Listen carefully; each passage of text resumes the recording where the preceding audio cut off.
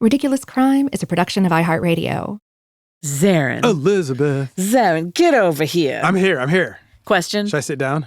No. Yeah. Stay standing, okay, please. Cool. You know what's ridiculous? I do. Ooh. So, I've told you recently that story about Keith Richards and John Lennon, right? Well, I did some research and I was bumping around the Rolling Stones. I found something interesting about Mick Jagger. Uh-huh. And, he was married to Jerry Hall, the model, Sure. for like a long time. Yes. Well, they were married for about 23 years. And apparently she got really tired of all the like infidelities on his part. Yeah. And she's like, look, you're a sex addict. Oh. And he's like, I could see yeah, that. you're probably right. And so she's like, you need to go to therapy and deal with this if we're going to stay together. So Yeah. Mick agreed. He's like, I'll do that, whatever. So he goes and turns out he seduced his sex therapist. Stop it. Stop. So that did not work. He just like did the chicken walk in the room and like came strutting over. She's like, I gotta have some of that. All I think about with Mick Jagger is that John Mulaney bit about how when he was hosting Saturday Night Live, how he was deciding what, skits they should do. And John Mulaney would pitch one and Mick Jagger would say, not funny. Yes, exactly. I thought that for you. Not funny. So there you That's go. Ridiculous, right? That's good. Seducing the therapist. Who he's going to for help. Who is a sex therapist? Like she knows this is the one thing I cannot do. Well, but I guess she's got weaknesses. Yeah. She's like, let me see what made those lips smile. For some reason, the ladies, they can't resist him. Yeah, he got the leading man-itis. I guess. But Yeah. he's so like...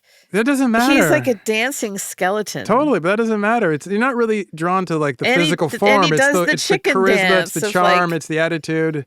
Hands on the hips Yeah, with the and walk and chest the strut. out Yeah. and pout. Mm-hmm. Yeah. Not funny. Not funny. Do you know what else is ridiculous? No, I do not.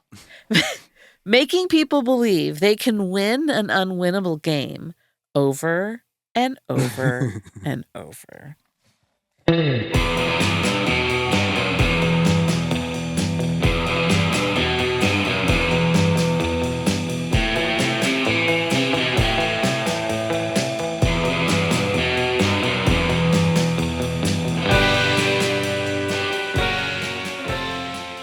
This is Ridiculous Crime, a podcast about absurd and outrageous capers, heists, and cons. It's always 99% murder-free and 100% ridiculous. Oh, you damn right. I know I am. Are you familiar with Alan Pinkerton? Do you want me to not cuss and go off on a rant and tirade? Just pretend. Yes, Be like, I'm familiar with him. Say, I was just born. I don't know. I think he was in maybe the last century or two. Zaron, he was one of the most significant figures in American law enforcement and private security. Why is that, Elizabeth? Whatever did he do? Let me tell you. Oddly enough, Yes. he was a product of the Dear Green place, my home away from home, Glasgow, Scotland. Oh, really? He was a Glaswegian. That explains some of his tenacity. He was born there in 1819. Okay. Why'd they get rid of him? They knew what he was like? They knew. They're like, no, you should... I think you're going to be interested. So his dad was a police sergeant. I guessed that. And he died when Alan was young, and he left the family struggling. I mean, not on purpose, but, who knows, maybe. So Alan, he trained as a cooper, not a copper. Oh, to make barrels. Cooper, exactly, a barrel maker. And he became active in the Chartist movement. What is that? I thought maybe you'd know. It's working class agitation for political reform. Yeah, I was trying to play along. So, okay. So all these workers, right? They want workers' rights. They want, it's not just labor issues, but for those like just the working Improvement class. of working conditions. Yes. And just, votes and all sorts of other stuff. So he gets really into the Chartists. And his political activism brought him into conflict with the authorities. As it does he often. went up against the Glasgow cops and maybe didn't always go so great for him. Yeah, I imagine they used the billy clubs too. Oh, probably. Yeah. In 1842, he'd had enough. He immigrated to the U.S. with his wife. He got run out of town. They settled in Chicago after spending a little bit of time in Canada. So they jumped over the Commonwealth. Yeah, very common from what I Canada. understand. The Scots would go to Canada, not to America. Yes. And at first he worked as a cooper again in Dundee Township near Chicago. So he had to stick with the Scottish connection, Dundee. So he's orbiting Chicago. And one time, just by chance, He's out in the woods looking for wood because that's where they keep woods. That is true. Wood it's in the the best woods. place to find wood in the woods. That's the name. He's like, I got to build a barrel, dude. I need wood. I need raw materials. He goes out there and he finds a counterfeiters camp. I don't know why I enunciated that so hard. It made me really wonder what was going on. It was very formal, counterfeiters camp. I'm like, is that a gang? Counterfeiters camp. I'm trying not to elide over everything all the time and slur my speech. Be you. Because remember when we first started doing this and that guy said that if you play the show on like 7.75 or halftime, I sound completely drunk and you sound normal. Normal because I talk so fast. Yeah, anyway. I don't remember what people say like that. You do, I don't. I do. You can remind me of what people say, but I don't keep it doesn't stay in front of mine. It lives in my head, but I make it pay rent. So he finds this counterfeiters camp, 1847. We're talking money counterfeiting, right? Yeah. Okay. And he channeled his dad, and he helped the authorities arrest the counterfeiters. Oh. And he gained this reputation for vigilance. And also, I'm going to guess, as a narc. Exactly. Like, quality snitch. Your own. So he gets appointed as a result of this, like a couple of years later, he's appointed the first police detective in Chicago in 1849. The first police detective? Yeah, they had just so officers. They just moved out of vigilance committees? Yes, and now they're like, how about you narc? Yeah, we're going to have professional police. You can't mind your own business, you go detect. Yeah. So Chicago, the first detective. That's crazy. Wow. And so 1850, the next year, he founded the Northwestern Police Agency, later renamed the Pinkerton National Detective Agency. Yes. Now, my question, what happened at the Chicago PD that... After a year, they're like, year. You should do this privately. Yeah, maybe like settle down there, bud. We don't want to pay you for this. No. And so the agency's logo was this wide open eye with the motto, "We never sleep." Yes. Ominous. But that's where we get the phrase, Private eye. Yeah. So the firm, they specialized in railroad security. And then they added in like pursuit of fugitives. And then later, a little dash of strike breaking. A little. Which is rich, considering what got him in trouble as a lad. Thank you. I didn't want to get into all this. No, but I mean, like so come on now. He's like, I know what pays well. It's like, you change as you get older. So the Pinkerton Agency became the most prominent private detective service in 19th century America. Yes.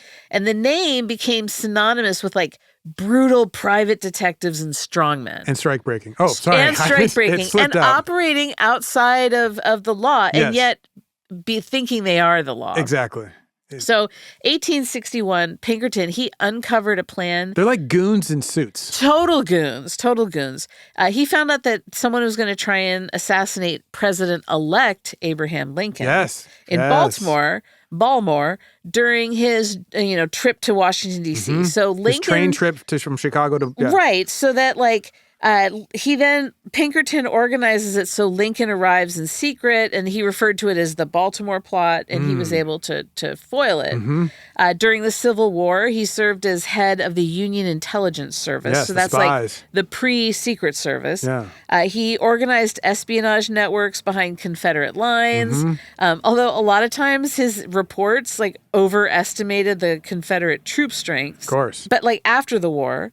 the agency became famous for pursuing criminals like the Reno Gang, the James Younger Gang, and then Butch Cassidy's Wild Bunch. Of course. So by the 1870s... He's just like a headline machine, this guy. Oh, he is. He's got star power.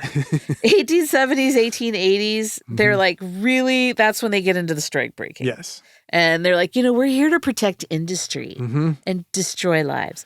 And that tarnished his reputation among organized labor, obviously. Yeah. Which, again... you look at his origins, it's an about face. So now... This is when he's taking on Mother Jones. Correct. The muckraker. Now, let's get to what I want to talk to you about today. Please. Not just Alan Pinkerton. I'd love to hear what you'd love to talk about. I want to talk to you about your poor performance in our detective agency. No. I thought if I dressed like the job that I wanted, that's all I had to do. Time out. You're wearing an incredible yellow Hawaiian shirt today. Yes. That kind of is very Magnum PI. Thank you. And I feel like you should be out, scoping something with some... Give me some shorts, and I'm going to be there for the business. And some binoculars. Yes. And then you just go sit in the car. I keep binoculars in my car for bird watching. You just did the air quotes? Exactly. All right. All right, Magnum. So this all is going to start for us with one of Alan Pinkerton's books. Ooh. Because he wrote The Expressman and the Detective in 1874, The Molly Maguires and the Detectives in 1877, Yes. and then Criminal Reminiscence and Detective Sketches in 1878. More of a memoir. Yeah. So these books widely read, but also they were like totally sensationalized. So there was, a lot of fiction up in that fact. And it was mostly, just to promote the Pinkerton agency. Totally. I mean, him and Dashiell Hammett basically do it. And so, but it's that last tome that kicks it off for us. In Criminal Reminiscences and Detective Sketches, Pinkerton wrote, quote, "There are some men who naturally choose or, through a series of unfortunate blunders, drift into the life of social outlaws, who possess so many remarkably original traits of character that they become rather subjects for admiration than condemnation when we review their life and character." It's a lot of words to say outlaw folk hero. Yeah, I get it. We've talked about a good number of these dudes. Totally. But who in particular was Alan Pinkerton talking about, Zaron? Who, Elizabeth? Because I do not have any guesses. No, neither do I. It's a guy. We'll put it that way. Okay. He was, it's just established, is a human being and a man. Not a dog, a Wolverine, or a child. Correct. Who was a con artist. I'm interested. A riverboat gambler. Heck yes. Hey. And a card sharp. I love everything about this. He's been described by many as, quote, the greatest of confidence men, and, quote, without a doubt, the greatest 3-card Monte sharp ever to work the boats, perhaps the greatest of them all. Oh, old fast hand Matthews. I like being talked about. He's working the boats. Totally. I'm Elizabeth's so out into there this. working the boats, just annoying the heck out of people. She's working the boats. So, was it Soapy Smith? But he wasn't a 3-card Monte guy, right? Well, he was. I mean, but not the fastest. He wasn't the best. Either way, I'm not talking about Soapy. Okay. I love him. I just kind of wanted to say his name. It is a good one. Invoke his name. Bring it keep in. His memory alive. Keep him energy out there. This guy has a great name, though. What is it? Not as good as Soapy, but it's pretty proper. Alan Pinkerton and I are talking about Canada Bill Jones. Are you kidding me? Doesn't that sound like I made it up? It totally sounds like a name you would make up. Canada Bill Jones over here. Every now and then, I'm tempted to just completely make up a criminal and a crime to tell you, and just never reveal that I've just made it up. That would be kind of fun, wouldn't it? You should do that sometime. Canada Bill Jones sounds like one that I would make up and just riff the entire. I don't know. We'll find out. Canada Bill Jones is an incredible crime name. We'll do a little fact checking when we're done. Like you got the name Bill Jones, we're like, you know what? You need a Canada in front of that. Canada Bill Jones. Well, it's not even cool, the Bill Jones part. Like, go further with Bill Jones. So it should be like Canada Jack McGillicuddy. Exactly. Canada Bill Jones. It just falls flat. Runs The downhill. balloon deflates. So William Jones. It also implies that there's another Bill Jones in town that you needed to be differentiated from. Mexico Bill Jones. Colorado Bill Jones. Which member of NAFTA are you? So Canada Bill Jones, William Jones, born in a tent. Of course. In Yorkshire, England in 1837. Oh, in Yorkshire, India. Okay, I was picturing him in Canada being born in a tent. His family were Romanical. Oh. So the Romanical, often referred to as the Romneys, are a subgroup of the Romany people. Yes. AKA what, in the olden times they called gypsies. With this long history, the Romanical have this long history in the British Isles, especially England. So they trace their ancestry to the Romany people of northern India who migrated westward over 1,000 years long ago. Time. With many deviations along the way. Yeah, and the first recorded Romany groups arrived in England around the early 1500s. Okay. And so over the centuries, the community developed this really distinct identity within Britain. That's why they're called like the travelers and so forth. Yeah, so this is different. So the Romanical are the English branch of the Romany diaspora, and they run parallel to other subgroups like the Welsh Cale in Wales, the Scottish Travellers, the Irish Travellers, although Irish Travellers are actually a separate ethno-linguistic group, and they're not truly Romany. Whoa. I'm learning something new every day over here. Don't you? I mean, I am a font of knowledge. You really are. Let it flow. I'm just going to hold on. All right, it just all came out. Speaking of language, the Romanical traditionally spoke Anglo-Romany, which is this mixed language, the core vocabulary from Romany, and the grammar and syntax from English. That makes sense. And then Anglo-Romany, that's spoken in a lot of families today, but most of them now, most of the Romanicals speak regional British English as their main language. So, like, historically, they're itinerant. They moved in caravans, wagons, and they made their living through horse trading, tinkering, or like metalwork, fortune telling, and then entertainment, music, fairs, circuses. Did you mention also horse breeding? That horse trading and breeding. They did seasonal agriculture work, so like fruit picking and gathering hops, and they would run scams and cons.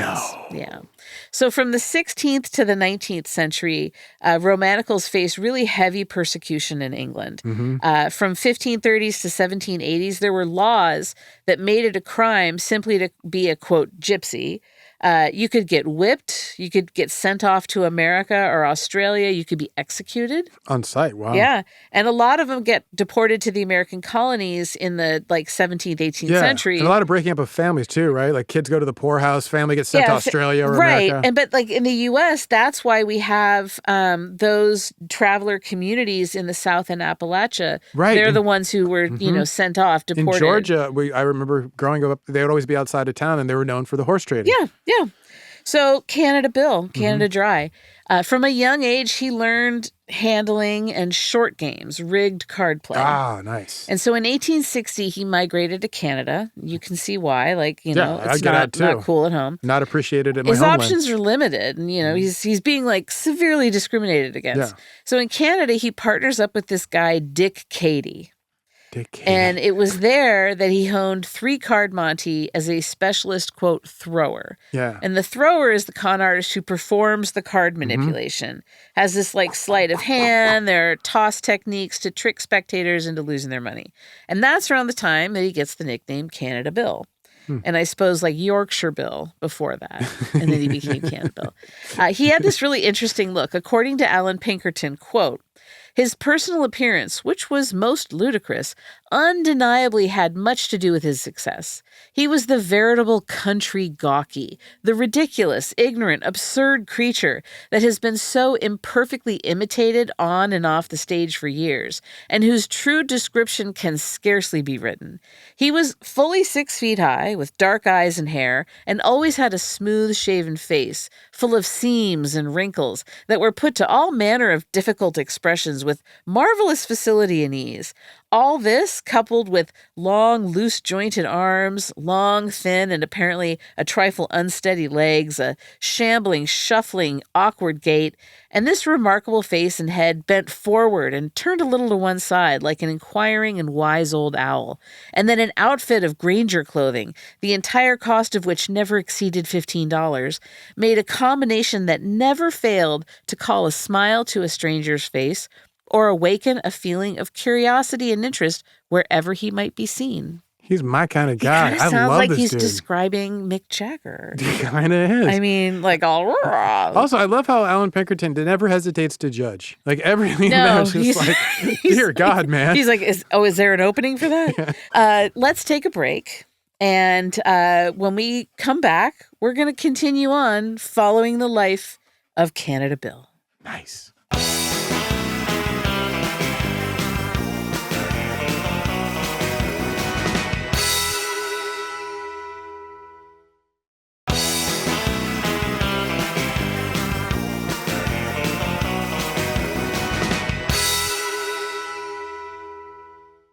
Zaron. Elizabeth. Welcome back. Yes. So, all right, we're talking about Canada Bill. You can see that he's not too put together, but he's not really one way or another anything. No, he just seems really charismatic, especially when he's talking about the creases in his face and how they dance with the energy. And he's got this charm that draws people in. Gangly, and that's an important thing for a con. You got to, yeah. So you got to be somewhat memorable, but not too much, and not too flashy, relatable, put people at ease. So Bill worked his card sharp skills, honed his talents, but he didn't stick around Canada very long. Soon he moved south into the U.S. riverboat circuit on the Mississippi tributaries, because that's where the money was. Oh, yes. Yeah, and where the action and the fun. He worked with these teams of people, and one of them was George Duval. Oh, that name sounds familiar. George Hildreth Duvall. Okay, less familiar. He was born, and I'll just keep adding names to it until it's like unrecognizable. Born in 1829 in Ohio. He was a riverboat, railroad, professional gambler, and a card sharp. He wrote the best-selling memoir, 40 Years a Gambler on the Mississippi. That's why. Yeah, I figured you probably read that. So the memoir is like this 19th century picaresque, filled with bravado and like these kind of stock characters. It's more this window onto the milieu and his self-presentation. It's not a work of nonfiction, really. Yeah, no, exactly. And also, I mean, this is where we get like later on the character Maverick, who is like a riverboat gambler. Yes. They're imitating the world he described in. Yeah, and he grew up in it, right? Like, so he was early into steamboat life as a cabin boy, but then he really picked up all of like the card, tricks and sleights really easily in his teens. And how to pick your marks too. Yeah. And so he was able to be a really good observer of people working on these boats. Yeah. And so like he's a big part of this Mississippi Valley gaming culture. Yes, I love this. In the 1830s. And he positioned himself as like this fighter as well as a gambler. So like he would brag about getting into these tussles in order to settle table outcomes or like protect his cash. Okay. So here's this bruiser, and he teams up with Canada Bill, and they did this thing cold decking, which is like introducing a prearranged pack. Yeah. Second dealing or palming. They had marked cards, and they ran just tons of card cons. They exploited this like transit environment. So we have riverboats, junction towns, and like later the rail corridors. Because like jurisdictional enforcement was thin in these areas. A lot of times you're just down to U.S. Marshals. Right. And the techniques like that he used, he just lays them out in the memoir. Canada Bill and Duvall had like a really intense partnership. And so they had these like spectacular wins together, but then they had this dramatic break after they accused each other of cheating. Oh, for real? Yeah. And that was right around the time that the Civil War broke out. So it's not entirely clear what Bill did during the Civil War. Well, because all the riverboat traffic stops, basically. Right. So these guys all see it coming, and so that's why I imagine when they were doing it's like one of those, I'm going to get one last score before the war. Right. I bet that's why they called it. That's probably what that was, but cheating. then it's like, I don't know what he did, laid low, whatever he did. Probably Stagecoach. Yeah, that would be a good guess. I'll give you that. Mark that down. Good guess. You got to keep it moving. You know? Always do. So after the war, though, he popped up in Kansas City, and he was hanging out with this guy, Dutch Charlie. Oh, my God. Canada Dutch Bill Charlie. and Dutch Charlie. Yes. Now, there are a few bad dudes named Dutch Charlie floating around at this Really? time. Yeah, It was a common name, well, Dutch Charlie? It was. There was a prospector in the gold country. Okay. There was like a terrible desperado in the Northwest, just terrorizing the Northwest. Huh. There was this murderous former fire chief in San Francisco. What? Former fire chief turned murderer? But Bill's Charlie was not one of those guys. And from what I've read, this actually was a very common nickname for German guys in those days. Dutch Charlie. Yeah, because Deutsch gets turned to Dutch. So they're actually not Dutch. They're usually German, like the Pennsylvania Dutch are German. Exactly. So Bill and Charlie, they worked trains together on the Omaha-Kansas City corridor. They ran mostly 3-card monte. Okay. And it is impossible to beat the dealer in 3-card monte. Yeah. It just can't be done. People should know that. They still fell for it. So this shill would like sidle up to a mark and pretend to conspire with him. Like, let's go cheat the dealer. Like, I know how to break this. And the mark is like, this is my lucky day. I'm in this plot. I can beat the house at their own game. Shill obviously works for the dealer, not the mark. The Kansas City Star newspaper broke down the con in this 1917 article. Quote, 3-card monte was played with 3 cards, not the ordinary playing cards. They were cards made for the very purpose. One of them had a picture of an elephant on it, another the picture of a snake, and the third a star. The operator holds the star card in one hand and the other 2 between his thumb and forefinger in the other hand and throws them on the table or cloth. He bets you can't pick the star card, but here's the way Canada Bill worked it. In the first place, most of his work was done on the railroad trains. You know how lonesome you get riding along in a smoker car. Canada Bill always had a capper who was a good makeup man, too. The capper singled out his victim and took a seat alongside him and began to exchange confidences, long before Canada Bill appeared. When the capper and the victim became good friends, Canada Bill would heave in sight. Sometimes he would be a Montana sheep man, sometimes a retired farmer, sometimes a country merchant. He would plant himself in the seat opposite the capper and the mark and pull out a roll of greenbacks and begin to brag about having the best of luck. Then he would tell about going into Butte and playing 3-card monte, and he would produce a set of cards, which he said he'd bought. The capper would ask him what kind of game it was, and so Canada Bill would throw the cards, and the capper would try his luck at picking out the star card, and he'd win 3 out of 4 bets. By this time, the sucker would be getting interested, seeing good money pass. Then Canada Bill's psychology mill would begin to work. While the cards were laying on the cloth or the car seat, he would turn his head and hunt a spittoon, and quick as a flash, the capper would turn the star card so the sucker could see it. And 9 times out of 10, the sucker plays because he thinks he's got a sure thing. When the cards were switched, the capper would encourage the sucker to make a huge bet. Whatever card the sucker picked would prove to be an elephant or a snake, and he would lose his money. That was because Canada Bill had deftly replaced the star with superb sleight of hand. Moreover, when the sucker lost, he was generally afraid to complain because he'd have to fess up that he thought he had a sure thing. Yeah, he thinks he's cheating. It's so simple. Like, it plays on psychology, ego, hope. Yeah. It's genius. It's like an instantaneous con. You know, Yes. you're very quickly conning them, and then they get them to think, oh, I'm going to get over on you. Right. Boom. You know, you can be the con. So the Union Pacific Railroad was not so happy to be this rolling venue for this con. So they cracked down on Monte. Bill actually tried to buy an exclusive franchise for the game from the railroad. Really? He's like, Yeah. let me have this one car. He wrote to the head of the railroad and said that he was going to offer them money. And then some accounts it was $10,000 a year. Others say it was $1,000 a month. There's one that said it was like $30,000 a year. That I'll offer you money if you let me run 3-card monte on I'll your let trains. you get your beak wet on what I'm doing, my action. No matter how much he offered, the railroad passed on the opportunity.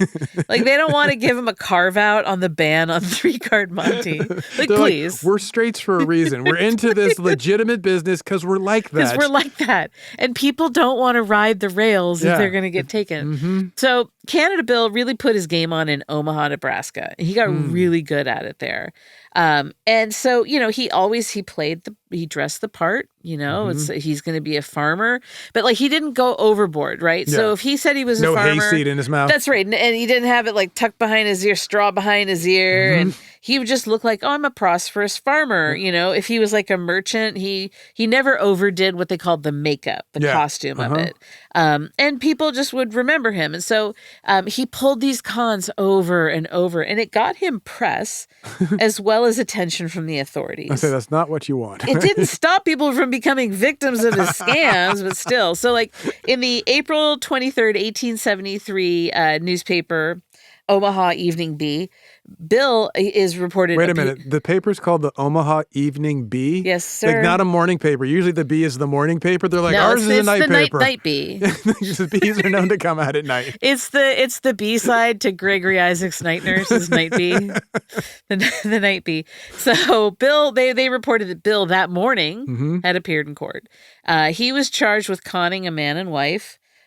Last name of Jarvis, out of $800 at a 3-card monte in a saloon south of the Omaha Union Pacific Depot. Oh, okay. It's like the courtroom's packed. Everyone's loving this. They want to see it. So the first up to testify is the wife of the saloon owner, Mrs. Gossman. She tells the Omaha Evening Bee, right? They noted in there in the paper that she's a little deaf. It's like, okay. Was she asking him to repeat questions? No, I don't know. They're why like, did they bring that Mrs. in? Gossman, who's a little deaf, she testifies. So she Was said, it written in parentheses like they're whispering it? well, I think this part is important. She said she really wasn't sure what was going on out in the bar room. Ah, okay. Because she was at the stove in the kitchen. All right. So it did actually have implications. But what was she doing in there? What was she doing in there, Elizabeth? Thank you, Zaron. I'm so glad you asked. She was making a cup of coffee for Canada Bill to steady his nerves. Yeah. Okay. And then Henry, the owner, he said he saw Canada Bill like a bunch of times before. And yeah, I saw him on that day, but I don't know what he was doing in there. I don't know anything about gambling. And so the deputy city Marshal Snowden, he found Canada Bill later that day. And Bill straight up told him, yeah, I beat a couple out of some money. And then he's like, but I gave it all back except for $150. I kept $150. I was going back and forth. We were gambling a while. Snowden was they win some, I win some. I have to take you to jail. You conned them. That was the extent of the testimony. So Bill's lawyer makes this really good case of why he shouldn't get in trouble for it. And then when he's rendering his judgment, the judge is like, I am convinced that Bill is guilty of the charges against him. And he said, I was also sure, quote, that 3-card Monte was a swindle, and all who played it were swindlers, dealers, as well as cappers being equally guilty. And he was like, if we keep letting this go, it's a blight on our beautiful city. Makes us look bad. He wants the authorities to crack down. Otherwise, people aren't going to want to come here anymore. Yeah. But he also points out that apparently there were other witnesses set to testify who just didn't turn up. And so the testimony that they had just wasn't enough to convict. So all he could do was hand out a severe reprimand. And so he imposed a fine of $50. Bill's on his way, legend intact. I've talked about bunco men before. Oh, yeah. So those and the 3-card Monte guys, they befriended unsuspecting visitors in town all across the U.S. And they'd lure these rubes into card games Canada Bill and his fellow card sharps. And they always had muscle in the wings, waiting to put down an uprising. And much to the chagrin of the judges, the Omaha police generally just left it alone. They left all this just So it's kind of if you get suckered on by them, it's your own damn fault. But see, the real pressure on Canada Bill and his compatriots were the railroad detectives. Oh. So let's go back to Alan Pinkerton. I was just about to say, I'm sensing some Pinkerton. Yeah, here's another of his observations on Bill. Quote, Canada Bill's peculiar genius never failed to give him victory, and it is said of him that he never made a mistake and never failed to win money whenever he attempted it. Okay. So he said that what... Alan's very straightforward in his writing. Oh, yeah. What set Canada Bill, according to Pinkerton, set Canada Bill apart from all the other card sharps was, quote, the fact that he was the thing he seemed to be. Oh, right. So he's not putting on some kind of airs or doing, he's just I'm just this guy. And he goes on, fella. Quote, old gamblers and sporting men could never fathom him. He was an enigma to his closest friends. A short study of the awkward, ambling fellow would give one the impression that he was simply supremely clever in his manner and makeup, that he was merely one of the most accomplished actors in his profession ever known, and that he only kept up this appearance of guilelessness for the purpose of acquiring greater reputation among his fellows. But those who knew him, as far as it was possible to know the wandering vagabond that he was, assert that he was the most unaffected, innocent, and really simple-hearted of human beings, and never had been anything, and never could have been anything save just what he was. So he's almost like a holy fool, but without so much of the aspect that we would describe to being dumb. Yes. He's just innocent of lacking in guile. And I really think it's because of his upbringing. He learned the cons as part of his culture. Yeah, he's just what he knows. And part of survival. He didn't carry the shame others may have had around those activities. So that's just who he is. He's not avoiding the church and the lessons of, Yeah. So there's this great article in the Beaver Crossing Times. These paper names. Am I making them up? Who's to say? From 1892 that echoes much of what others said. Quote, he was large-formed man with a cleanly shaven face, a square jaw, deep-set eyes, the expression of a sphinx. His favorite disguise was the makeup of a cattle drover. And as there were more members of that class on the road, Canada Bill had no difficulty in passing himself off as one of them. He always carried 2 or 3 Confederates or cappers with him, and the money that he won with his 3 little cards during half a dozen years would buy a bank and pay officers' salaries for 20 years. Whenever arrested, Bill would plead guilty, and no matter how large a fine would be imposed, he would flash up a bundle of greenbacks, thank the court for doing its duty, and bow himself into the street. How much was the fine? Yeah. I got to go now. So again, he's not remorseful. He doesn't feel guilty because he doesn't think that there's no shame in this. It's almost like it's an operating cost. Yeah, exact cost of doing business. Now, the Canada Bill gang broke up in 1876. The Canada Bill gang. Yeah. And most of the members, they just went west and hit up the gold and silver fields of California and Nevada. But they'd left this mark on Omaha. And the city had a reputation for illegal card rackets for decades after because of them. I was going to say, my grandfather, who was the son of farmers, and one of his father was named James Garfield after the president, right? Uh-huh. He used to always warn me when I would go to like when I went to San Francisco, and he would tell me like, you got to make sure you don't get involved in like 3-card monte. I'm like, people don't really do that. And then I get to North Beach, and there was somebody throwing 3-card monte, and I was like, I'm putting down 20 on this. I got to see him work. I got to see it. Well, that's what the Omaha, they gave this reputation to him. Let's stop here for a second. Okay. And we'll get more Canada Bill after the break. Please.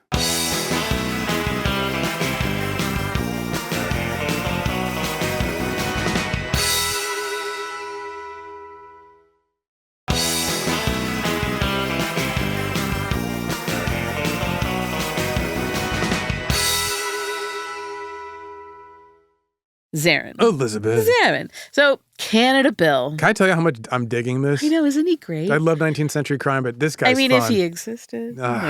Canada Bill. Now, he's real. He cheated a lot of people. It sounds like it. I mean, that's all he did. But he wasn't a bad dude. No, he gave them entertainment, and they don't feel like such suckers that they're like losing their homes or like they're... And there were parts when he really was not a bad dude at all because Zaron, close your eyes. Oh, yeah. My eyes are closed. I want you to picture it.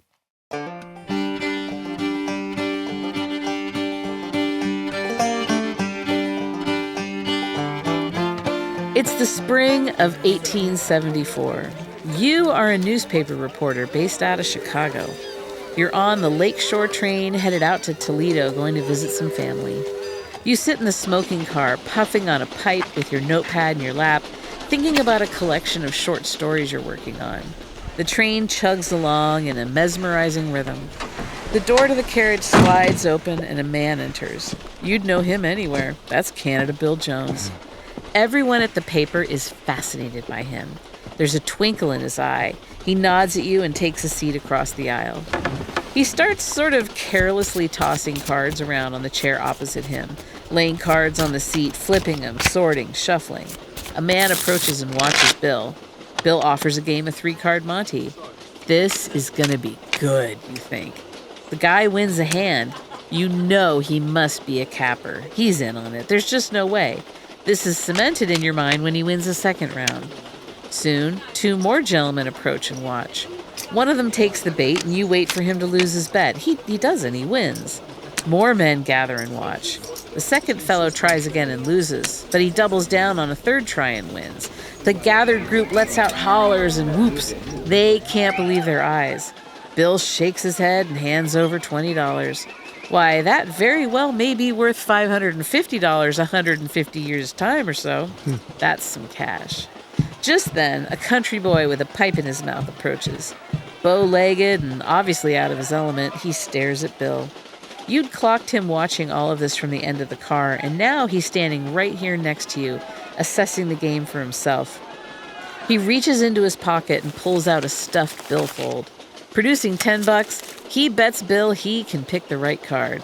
Bill tells him he's on. In quick, successive hands, he manages to double his money. The gathered men chuckle and cheer. He racks up more wins. 3, then 4, then 5 hands, then 6. You don't take this guy for a capper. Based on what you know of this con, Bill has been luring this guy into a false sense of confidence in his skills at an unwinnable game. With each win, the guy increases his bets, ballooning the amount of money at stake. But then his luck changes. He loses, and loses again, and again, and he gets desperate. He tries to increase the bets in order to make his money back. The smoking car is now silent. Just the sound of the train rolling down the tracks, and the occasional clearing of a throat to accompany a massive loss. The man runs out of money. 2 men stand behind you watching the scene. One turns to the other and asks how much the guy lost, says he wasn't keeping track. $600, the other man says. Man whistles. In 151 years' time, in 2025, that would be $17,000. Lost in a card game, in a smoking car of a train on a regional railroad. The country boy stands and straightens himself out. Car remains quiet. He looks dazed. Excusing himself, he shuffles past the gathered group and out into the next car. The men all disperse, some to other ends of the car, some to other carriages. Canada Bill Jones gathers his cards and tucks them in the front pocket of his jacket. He pulls a soft leather cash bag from the interior pocket of his jacket and places his winnings in there, a bundle of cash joining a crowd of other ill-gotten bills. He takes a newspaper from the seat beside him and begins to scan the articles. You all ride along in silence. You think about what you've just witnessed. Think about how to incorporate it into a short story. Then there's a commotion. The door to the smoking car flies open and a woman enters, dragging 2 small children with her. She's crying. She scans the faces of the men in the car. Most avert their eyes. Not Canada Bill. He looks straight at her. She approaches. "Canada Bill?" she asks. "Yes, ma'am," he answers. Bawling, she tells him that she, her husband, and their 2 small children had sold out everything they'd owned in Mercer County, Pennsylvania, and were on their way to Kansas to start a new life. All the money they had was the $600 and some odd that her husband had just lost in 3-card monte. She then collapses to her knees, holding onto the seat across from Bill. Her kids stare wide-eyed at the scene. She exclaims, "The children and I must starve, mister, just because my man was a fool." Canada Bill shows no expression. He stares at the woman, and every soul in the smoking car seems to simultaneously hold his breath. Slowly, Bill reaches into his pants pocket. He pulls out an enormous wad of money. Slowly, he counts off $600 and hands it to the woman. "Here's your money, madam. I never rob women and children, but I want you to keep it to yourself in the future, as that husband of yours doesn't know enough to go without a guardian." She is about to say something, but he raises his hand to stop her. He then continues to peel bills off the stack, 20 after 20. Then he speaks. "Here's a present for the babies. Now run back to them and stop your crying." So, Canada Bill. I love him. Wasn't all bad. Dude, I mean, like, okay, one, that was fantastic scene. Like, I listen to, as I say often, a lot of old radio shows. That felt like something from, like, Frontier Gentlemen or from, like, Have Gun Will Travel. Totally. I mean, even Gunsmoke. I was like, oh, that was an amazing scene. And then I love that he, like, wants to protect the women and the woman and the children from the idiocy of the husband. Yeah, like, I know you shouldn't be traveling without a guardian. What a great line. A baby. And also, how amazing is it what people used to do before we had cell phones, iPhones and whatnot? There was whole industries like that made for boredom. You're just sitting on a train, and all of a sudden you got gambling, everyone gets all excited. Oh, We get none of that now. Yeah, no, exactly. And so, and he refuses to rob women and children. Yes, love this. Outlaw folk hero. But, here's the thing, though. Not even his former partner in crime with whom he'd had a falling out would badmouth him. Here's what Duvall said. Yeah. Quote, "There never lived a better-hearted man than Canada Bill. Many a time I've seen him walk up to a sister of charity and present her with as much as $50.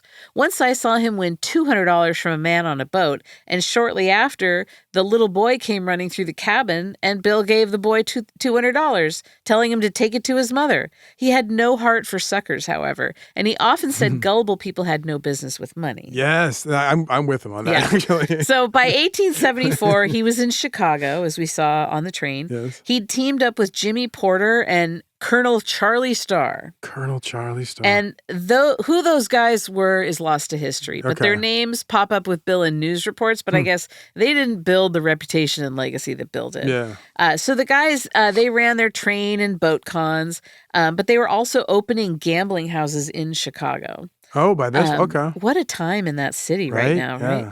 right? So here's a good final anecdote about him. Please. One day, Bill was operating on the train. He's waiting for a mark. And he's strolling down the aisle when he happens upon this young man sitting alone. And Bill could tell he's green. He's a greenhorn. So he slaps the kid on the shoulder, asks his name. "How you doing, son? What's your name?" And the young guy, he's just like stoked to have someone talk to him.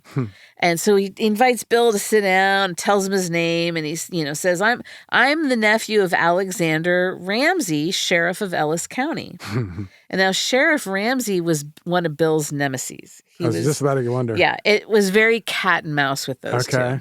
And so Bill, he saw, like, this is my chance to get even with Ramsey. So he sits down And like in a few minutes, he's got all the young guy's money. Yeah. Like, and his watch. Yes. Like every bill on him all and the his jewelry watch. he's got on him. Oh, yeah. His So best hat. After he had fleeced him, Bill turns to the boy and he says, quote, "You go home now and tell Ramsey that Canada Bill got all your money. Don't forget now. Tell him that Canada Bill got your money for old acquaintance sake.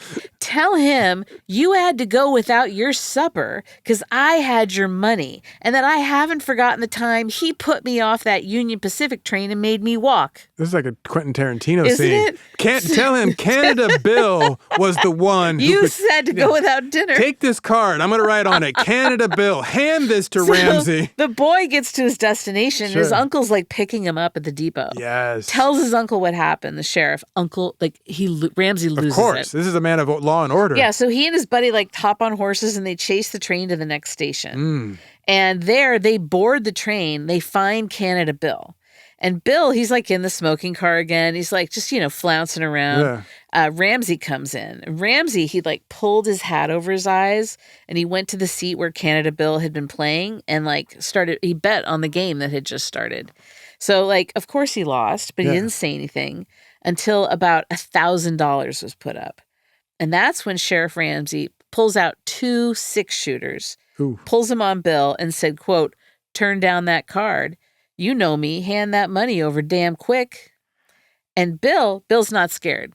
Bill is just like so cool and calm. Nice. Hands over the cash and says, quote, "Of course, the money's yours. You won it. You hold the winning cards in your hand." So just like, fine, take it. I like that the man of law and order now is the criminal in this story. Oh, yeah. He's the one robbing Bill. So a lawman who'd heard about it later told a reporter that the sheriff's play just like broke Bill.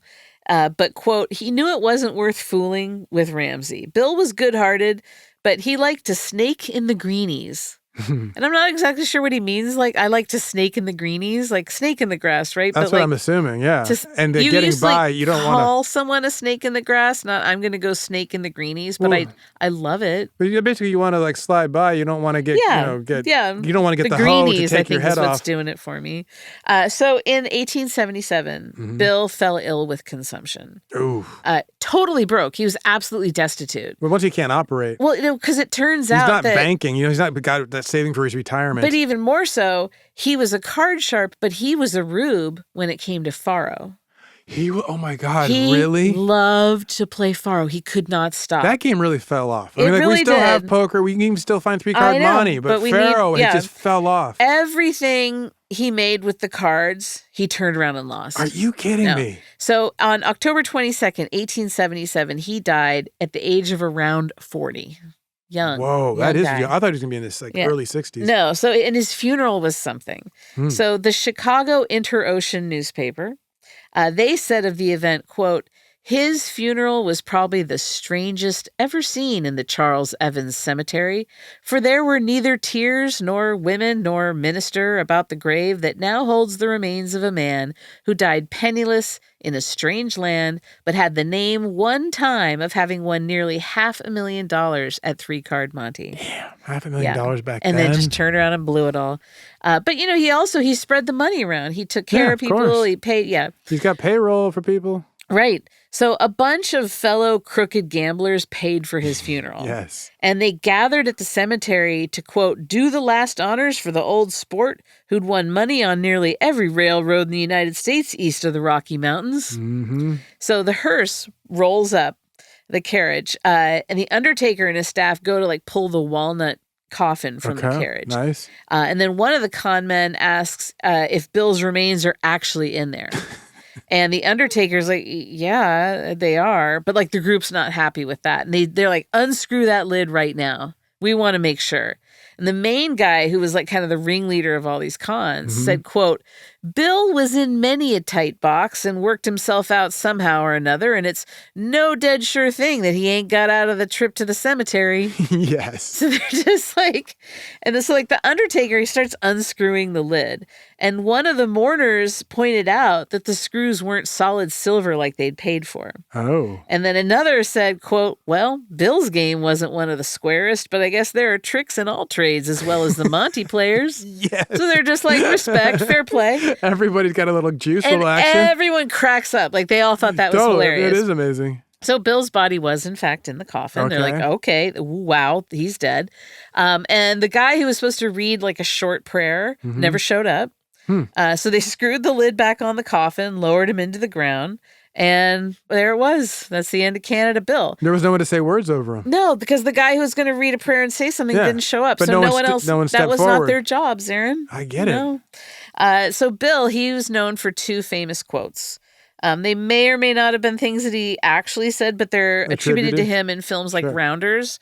Or he gets mentioned in Rounders. Yeah, or in American Gods by that super creep Neil Gaiman. Okay, I've never seen it. So the first is, quote, it's immoral to let a sucker keep his money. I'm telling you, it is a kind of like the street wisdom. Yes, exactly. We've heard similar sentiment from other con artists. And then there's, quote, I know it's crooked, but it's the only game in town, which is so often the story. Yes. So often the story. So, Zaron, what's your ridiculous takeaway? Oh, my God. I just loved this ride, and I liked that his earnestness, ironically, allowed him to do crime without having, like, you didn't mention him getting beaten really badly. Nobody like taking pot shots at him. No angry people. Like, also, he was just a great guy in terms of, like, how he separated a wife and the children from, like, the sucker husband and realized that, you know, suckers are one thing, families are another thing. So he has a very simple view of the world. And I think it's a little bit ridiculous that he's, out of all the people you're mentioning, you know, Alan Pinkerton, the Ramsey, the sheriff, he's the most moral person that you mentioned. Yeah. What's your ridiculous takeaway, Elizabeth? I was really struck by him not having the built-in shame. Yes. And that it actually allowed him to be more moral, I think, because he wasn't trying to cover up any of his gaps, behaviors, and he just was exactly what he was, and unapologetic in it. But that allowed him to kind of let things come and go. You know, he wasn't hanging on so tight. I found that with the Roma. Have you found that? Have you known any Roma? I found that often to be the case with the Roma I've known, is that because there's like not those pretensions, they're allowed to just be a person. You know, they don't have all these, I got to shave face and act like I'm this, and I go to church on Sunday to forget what I did on Saturday. They just are who they are. Well, and an understanding that things come and go. Yeah, exactly. That's what I mean. It's just that's like how nature is. So you're much more in tune with the rhythms of nature than the pretensions of man. Yeah, and so that's one of the fascinating things about him was that element of it. What I would love to cap this all off with is a talk back. I can't help you. Producer D, can you? I got you. Talk back. Oh my God, did he just say that? OMG. Hey guys, my name is Morgan. I'm a new listener to the podcast, and I love it. It's so funny. But the other day I was listening, and Zaron said he had a cuddle fight with the interns, and I had no idea who the interns were, so that seemed a little inappropriate. But Elizabeth then clarified that they are four-legged interns, not two. So thank you for clarifying that you have mutant, four-legged human interns. Thanks, guys. Sorry for that. I didn't mean to give you the misdirect. This is not a hostile workplace. Yeah, no, it's not that kind. And they're not mutants. Yeah, and they started the cuddle fight. I just responded, and they are dogs. They are dogs. That's amazing. Wait, that was the funniest thing ever. I love it. Thank you for that. That's it for today. Wait, the notion of you just like aggressively cuddling like college students. Take this pillow, hit me with it. I'll hit you back. Like now give me a hug. All the iHeart lawyers lined up outside headquarters. Oh, heavens. That's it for today. You can find us online at ridiculouscrime.com. Did you know the website got a speeding ticket over the weekend? I'm sorry about that. Doing 120 and a 45. I took it up for a tour. I should have told you. The website lost its license, and now it rides a bike everywhere. That explains why it was locked up next to mine. Yeah, exactly. We're also Ridiculous Crime on Blue Sky and Instagram. We're on YouTube at Ridiculous Crime Pod. You can email us at ridiculouscrime@gmail.com. Most importantly, leave a talkback on the iHeart app. Reach out.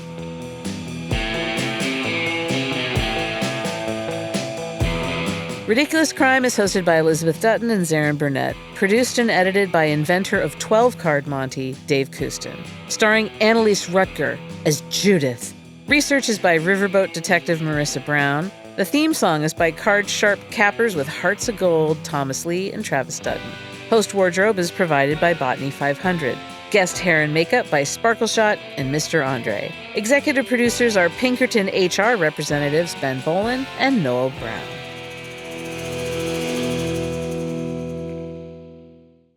Ridiculous crime. Say it one more time. Ridiculous crime. Ridiculous Crime is a production of iHeartRadio. For more podcasts from iHeartRadio, visit the iHeartRadio app, Apple Podcasts, or wherever you listen to your favorite shows.